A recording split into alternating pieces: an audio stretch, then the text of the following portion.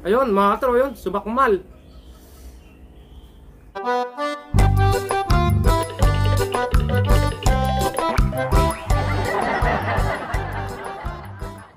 Magandang umaga sa inyo mga kalitar. Maghahan tayo ngayon ng mga kabuti. Ayan. Hindi, maghahan tayo mga kalitar ng pula pusod. Dahil konti lang yung ano na, derby spider sa kakuha ng mga bata. Hanap tayo ng mga pula pusod mga kalitar. O, yung tinatawag na Tagalog. Tapos paglabanin natin sila. Pag nakakuha ko dito na rin sa video to. Tapos lagyan natin sila ng G-load. Bali gumawa ako ng G-load. Pakita natin yung G-load natin at subukan natin. Ang tingin ko naman effective, sobrang effective. Kasi wag mapapasobra at na-OOD. Kaya ito mga kalitar, kuha tayo ng mga Tagalog dito. Kahit saan dito mga kalitar o pula pusod. At ilaban natin mga kalitar. Tingnan natin yung magiging resulta ng laban. So ito mga kalitar, first hunt natin. Ito first hunt. Ayan, mayroon ditong malaking bahay ng pula pusod. At nandun yung gagamba. So ayan mga kalitar, yung bahay ng pula pusod.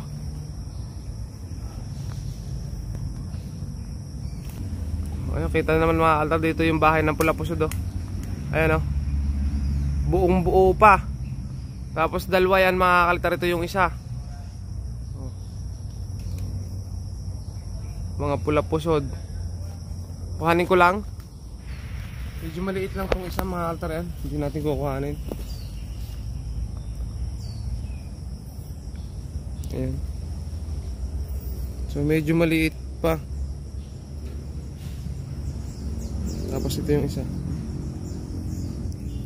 Yan.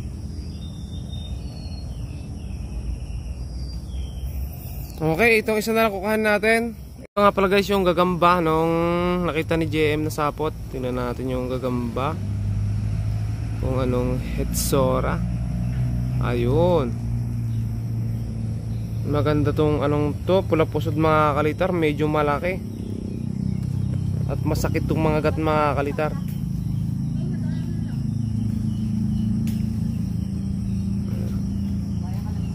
Alam nyo altar, ang sakit-sakit nito mga gat. Ay mga altar, nagising mo na. Dito pa mga kalitar, meron ditong sapot na nakita si JM. Maliit-liit yata itong gagambang to. Ay mga kalitar, yung sapot.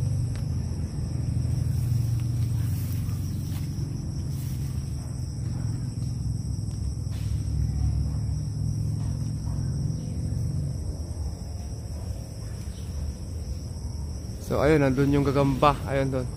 Sa may ito yung dahon na yun mga altar, nandyan yung gagamba. Diyan. So kailangan lang natin ng panukit. Dalawang sapot yan, isang mataas. Ayun. Sa mga puno ng mangga mga kalitar lang nakalagay yung mga pula pusod. So kuhanin natin to isa. Tingnan natin.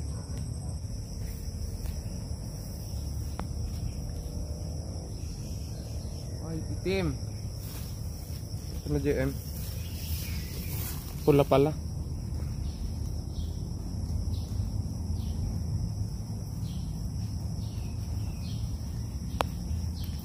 Yan guys.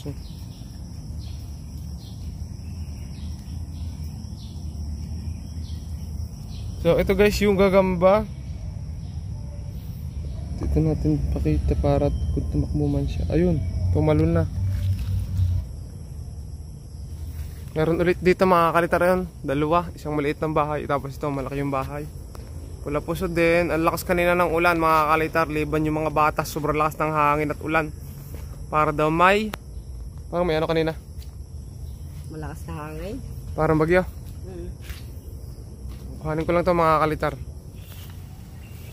Ito guys yung gagamba. Aliit.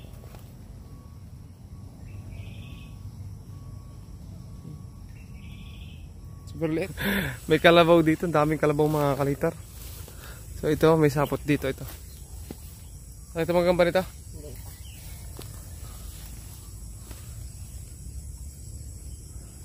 Ito guys yung sapot.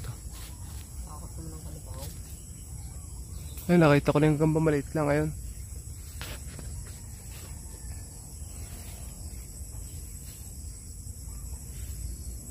Ito mga altar, wala na sapot kasi lakas ng ulan. Giba na siguro yung sapot. Nakita ko lang na nakatupi yung kanyang dahon. Tapos ayan, meron siyang gagamba na marka 1. Ayun. Malong. Ayan guys. Marka uno tawag dyan mga kalitar dito sa amin yan. Ang ganda ng ano ah. Kulay.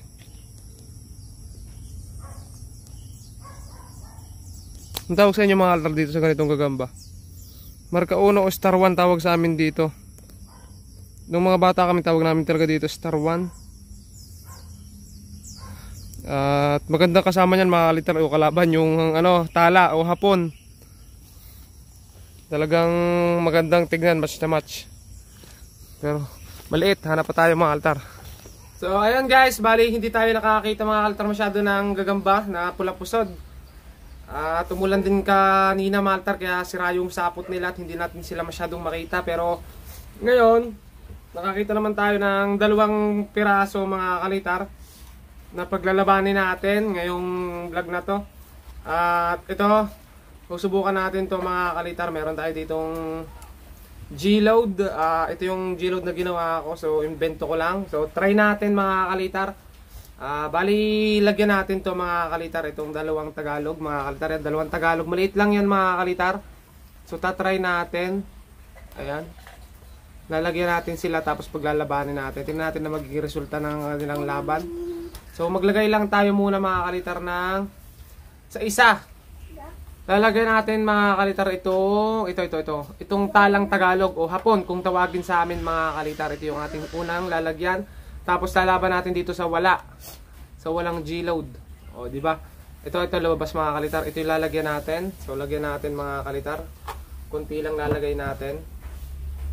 Ito, kahuhuli lang natin ngayon mga kalitar. Kaya wala pa, hindi pa siya napapalaban. Kaya sila hindi pa napapalaban mga kalitar. Yung konti lang mga kalitar, tuldok lang. Nalagyan na natin mga kalitar. Tapos, antay lang tayo ng mga 5 minutes bago natin paglabanin mga kalitar. Ito yung nilagyan natin ng G-load. Pakita natin yung gagamba. Tapos ito yung kalaban mga kalitar. So wala tong load mga kalitar, hindi natin siya lalagyan ng load. Tagalog din to mga kalitar, maganda lang yung kulay niya. Ayan. So pag-focus natin. So ito mga kalitar yung ilalaban natin doon sa may load na tala o hapon na Tagalog. Ayan. Mahaba, mas malaki. Pero walang load mga kalitar. So wait lang tayo mga kalitar ng ilang minuto. Saka natin test fight mga kalitar. Ayan, yan yung mga kalaban. So pakita natin parehas yung gagamba mga kalitar. So ito mga kalitar yung isang gagamba. Ayan. Ito yung ating ilalaban dun sa tala.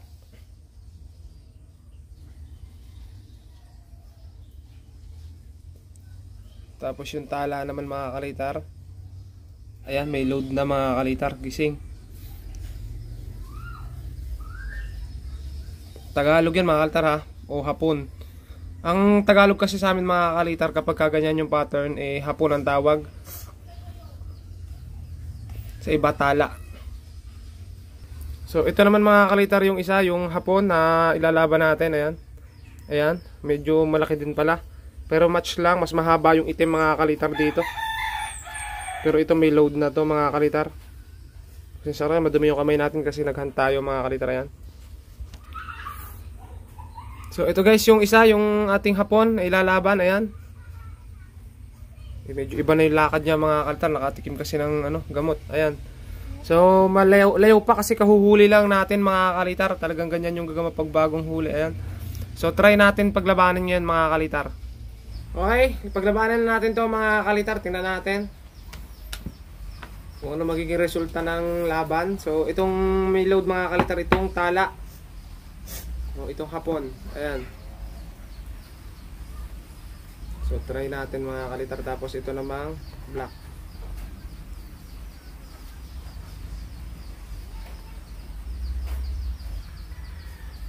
Ayan.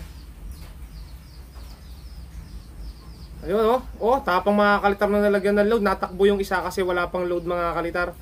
Pero nagpapabitin pa rin kasi bago lang. Ayun grabe, tapang mga kalitar na nalagyan natin ng load yung isa. Ayan. Itong ating hapon, nilagyan natin ng load nating invento. Try natin ulit.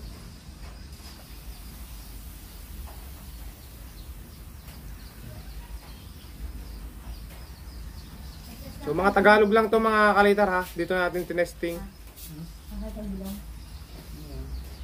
Ayun mga kalitar, kumakagat talaga sa tingting oh, kapag may load. So itong itim natin, di natin nilagyan. Ayun oh, wala talagang magawa mga kalitar. So ngayon, lalagyan natin itong itim ng load. Tapos paglalabanin ulit natin mga kalitar, tingnan natin kung anong magiging resulta ng laban. Okay? Wala talaga magawa mga kalitar to. So lalagyan naman natin siya rin ng load para tingnan natin kung lalaban siya. Dapat para patas at para makita natin kung gagana yung load. Kita nyo naman walang magawa mga kalitar.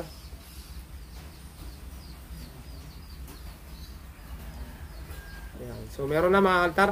At maya maya antayin ulit tayo ng konting minuto. Tapos testing ulit natin kung lalaban na siya. Pag ito lumaban mga kalitar dun sa hapon o sa tala, papakita ko sa inyo kung paano natin ginagawa itong ating G-load mga kalitar na eto. Wala pa tayong pangalan sa G-load natin. Pangalan natin, lagyan na lang natin ang pangalan Surf Saya mga kalitar. Yung ating G-load. Grabe mga kalitar. Ano pala? Anli pala. Ano bang anli na load?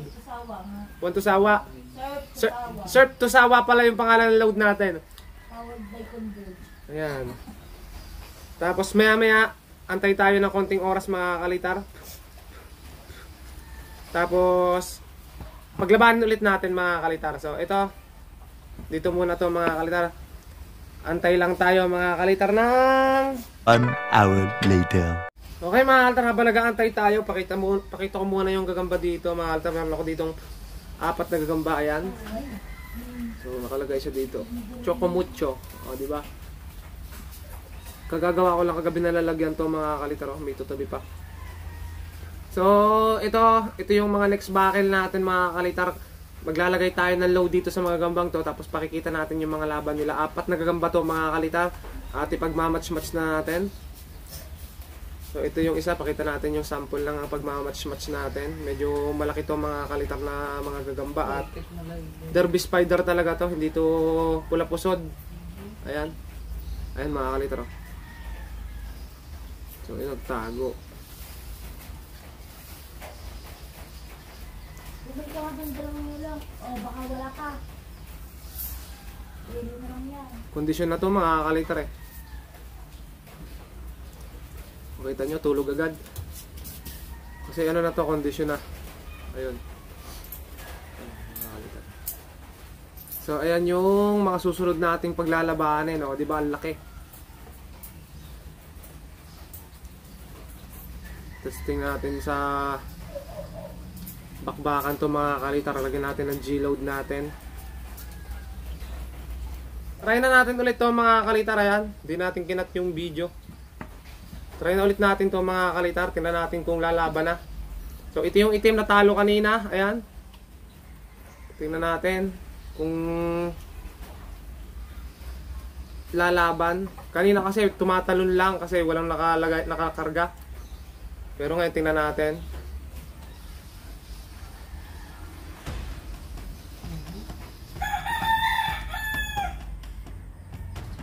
Ayun, mga altar na yun. Nagsakmalan mga altar. Kumaga sa tingting yung itim oh.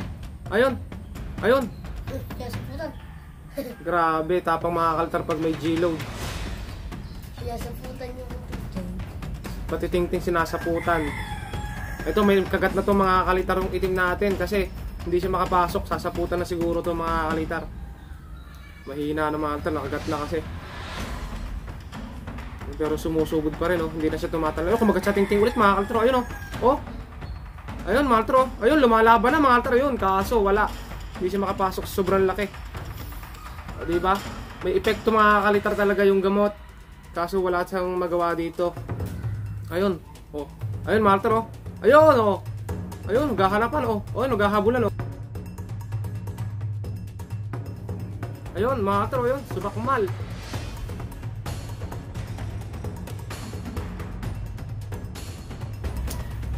Black Botus mo.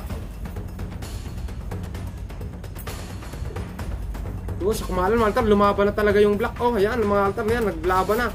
Kita nyo naman mga kaltar kung paano lumaban yung block natin nung nalagyan ng gamot.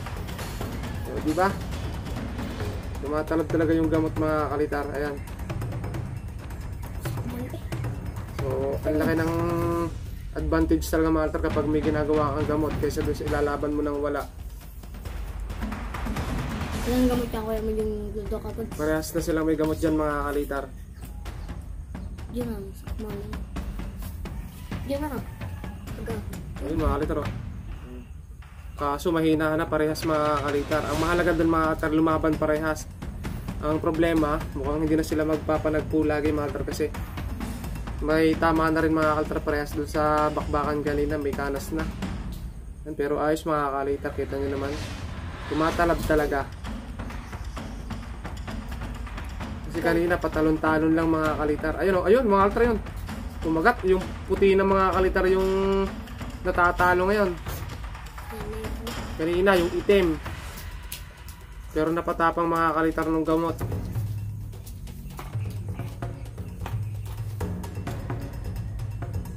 So, ayun mga kalitar oh.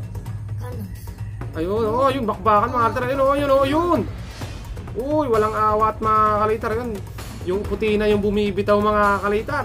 Kung lagyan natin parehas ng gamot.